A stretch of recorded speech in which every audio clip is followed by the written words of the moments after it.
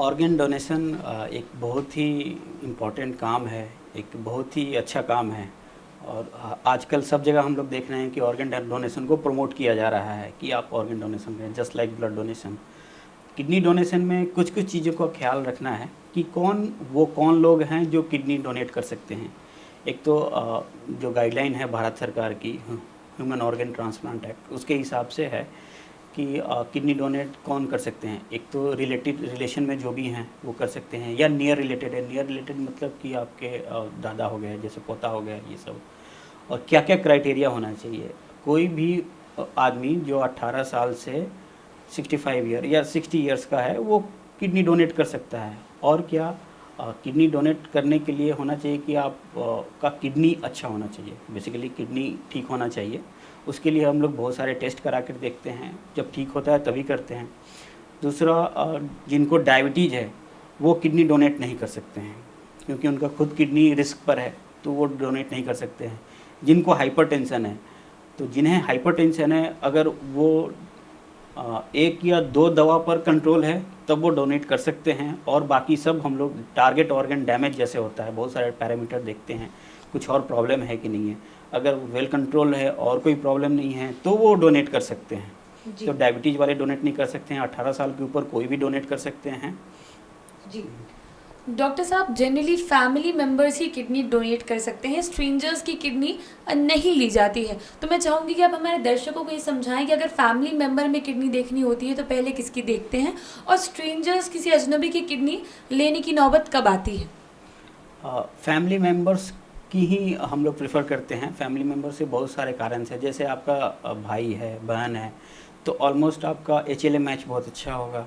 इसके कारण किडनी की लॉन्गेविटी, मतलब कि किडनी डोनेशन और किडनी ट्रांसप्लांट ही तक नहीं है, वो किडनी बॉडी में ज़्यादा दिन तक रहे और सही काम करे। इसके लिए ये भी ज़रूरी है कि जितना ज़्यादा आपका जेनेटिक रिलेशन हो उतना अच्छा है। जैसे मदर, फादर, या फिर मैंने तो देखा है एक जगह कि बेटी डोनेट कर रही है अपने फादर को या अपनी मदर को, या बेटा डोनेट कर रहा है, ये भी इम्पॉर्टेंट है।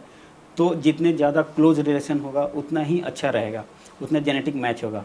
जी डॉक्टर साहब, एक चीज़ मैं ये समझना चाहूँगी, लोगों के मन में किडनी डोनेशन को लेकर कई सारे भ्रम भी रहते हैं, और इस चीज़ पर पहले भी बात की जा चुकी है, लेकिन आज फिर एक बार मैं ये सवाल करना चाहूँगी कि क्या अगर कोई किडनी डोनेट करता है तो उसकी हेल्थ पर कोई एडवर्स इफेक्ट, कोई उल्टा असर पड़ता है। जी, ये बहुत ही इम्पोर्टेंट क्वेश्चन है। एक किडनी दे रहा है मतलब आप एक दूसरे को जीवन दान दे रहे हैं, जीवन दान दे रहे हैं अपने लाइफ को रिस्क में रखकर।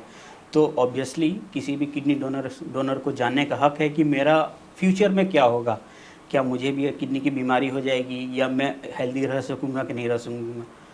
तो सबसे पहली बात है कि अगर हम लोग किसी डोनर को लेते हैं, लिविंग डोनर को, तो उसका कंप्लीट टेस्ट कराते हैं। कंप्लीट टेस्ट मतलब हर एक चीज़ है, हार्ट से लेकर लीवर, किडनी, सब चीज़, हर एक चीज़, ब्रेन, सब चीज़। साइकेट्रिक इवैल्यूएशन भी होता है। तो हम लोग जो डोनर लेते हैं वो एकदम से परफेक्ट इंसान होता है, मतलब मेडिकली, तभी हम लोग लेते हैं। डायबिटीज़ नहीं होगा उसको, BP भी नहीं होगा, होगा भी तो गुड कंट्रोल होगा।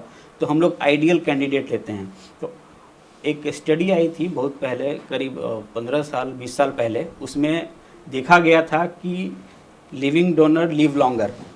जो आदमी किडनी डोनेट कर रहे हैं वो जनरल पॉपुलेशन से ज़्यादा दिन जी रहे हैं।